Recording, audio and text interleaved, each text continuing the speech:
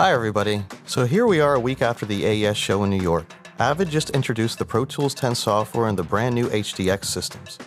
There's a lot of things to talk about with this, and the HDX systems themselves won't be out till about mid to late November. So let's start off by taking a look at the new features in Pro Tools 10. So here's the Pro Tools 10 software. Right off the bat you can see that there's a few new things that didn't exist in Pro Tools 9. Primarily down here in the bit depth area, we now support 32-bit floating point audio files, as well as full stereo interleaved audio files. This was a huge request by a lot of you users out there. Alright, so let's go ahead and open up a session. Alright, so right off the bat, you can see that it doesn't look much different than Pro Tools 9. There are a few obvious clues right off the bat that you're dealing with Pro Tools 10. Primarily here, you'll notice what used to be called the Regions bin is now called the Clips bin, as well as the menu here, that used to be called Regions, is now also called Clip.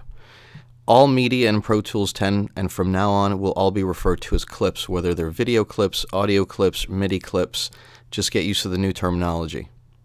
Another really great new feature inside of Pro Tools 10 is the addition of the Avid Channel Strip. This plugin came directly from the Euphonic System 5 consoles that are also made by Avid. They simply just took the entire Dynamics and EQ section out of the console and put it into Pro Tools. This comes with every version of Pro Tools, whether you're running native or HD. This is a full-featured channel strip plugin that lets you actually change the order of processing between EQs, filters, and dynamics, so you can go between different settings and how you'd like the signal flow to happen. You have a full compressor limiter, expander gate, sidechain input, and on the EQ section you have full filters as well as a parametric EQs with low frequencies, low mids, high frequencies, and your two filters.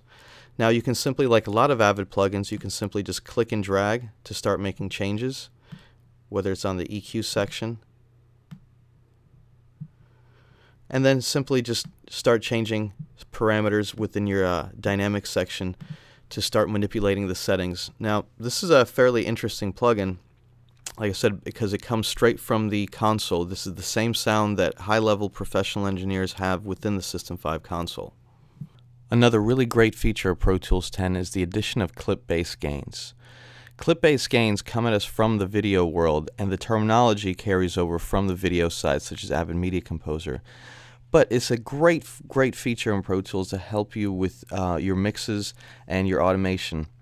To view clip-based gains, you just go up to the View menu, under Clip, and you have Clip Gain Line and Clip Gain Info.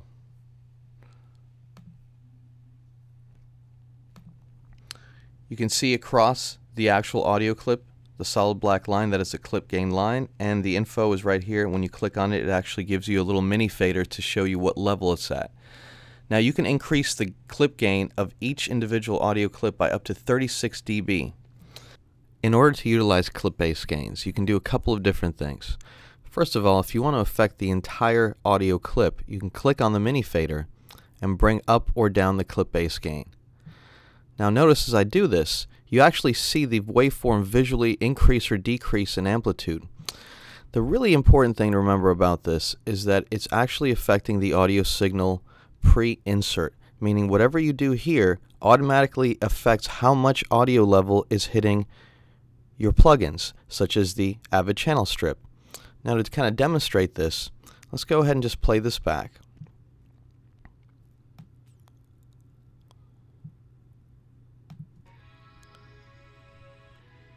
Notice the levels that are coming into our input here. If I increase my clip-based gain, notice the levels now. This can be a very handy mix tool. Yet another handy implementation in Pro Tools 10 is the advancements in using Audiosuite plugins. For many of you, you know that if you use Audiosuite plugins, generally you can only have one open at a time. But now with Pro Tools 10, Avid has introduced a target icon, just like in a traditional insert, where you can untarget the Audiosuite plugin and open up another one, so that way you can have multiple open on screen at the same time. This has been really handy for a lot of people, especially guys in post-production or anybody that's actually doing multiple Audiosuite processes, and this can also be saved as part of your Windows configuration set. There's also a couple of other features that a lot of you users out there are going to find very helpful. One of the things is that now there's a marketplace menu. You can actually buy plugins directly from Avid by going to the marketplace menu, selecting plugins. It's going to ask you to sign into your account as it always does. But from here you can actually choose different things, and as Pro Tools 10 evolves, we'll see more and more things within the marketplace. Notice if I click on Pro Tools Sound Processing Plugins, it'll actually take me to the store that has all the different things that are available for purchase.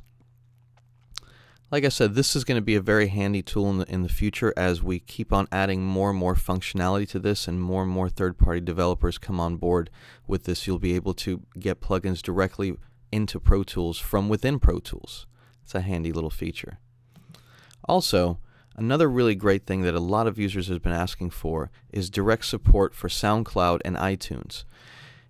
If you go to your file menu, go down to Bounce to Disk, when you choose to do a bounce, you now have the option of adding to the iTunes library directly and sharing with your SoundCloud account. SoundCloud is a great service. It's free to sign up, and a lot of different people are on SoundCloud. It's a great way to share your music with the world. Another easy way to access your SoundCloud account is to go to the Setup menu, connect to SoundCloud, and then you just type in your email, logon, and password. If you don't have a SoundCloud account, it'll even let you sign up right here within this window. Once again, it's just another easy feature that's implemented in Pro Tools 10 that a lot of users have been asking for. There's still yet more things that are going on within Pro Tools 10. One of the main things, and we discussed this at the beginning, is the ability to support 32-bit floating point audio files. Well, it actually goes a little beyond that. If you go to your Setup menu and look at your Session Setup window, in the past it was a set bit depth and sample rate based on what you first created the session in. Now what you can actually do is you can actually change the bit depth on the fly.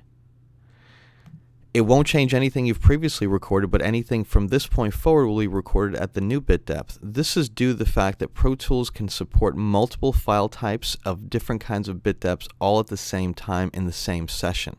This is actually a huge step forward, and it's one of the biggest technological changes that you'll see in the background.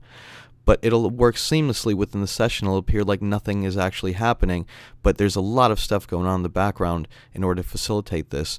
And also, the ability to support interleaved files can be turned on and off from here as well, regardless of what you did at the beginning when you started the session. As you can tell already, there's a lot of different things going on in the background. There's a lot of changes that have happened to Pro Tools. It looks pretty much the same. There's not a lot of visual differences, and also there's not really a whole bunch of differences on the musicality side of it. Things such as MIDI have been left alone and have just carried over from Pro Tools 9. But there's a slew of different things going on in the background, a lot of them primarily aimed at speed and performance. So stay tuned with us. We're going to have a whole series of videos on all these new features, and as well as the new HDX systems when those become available within about a month or so.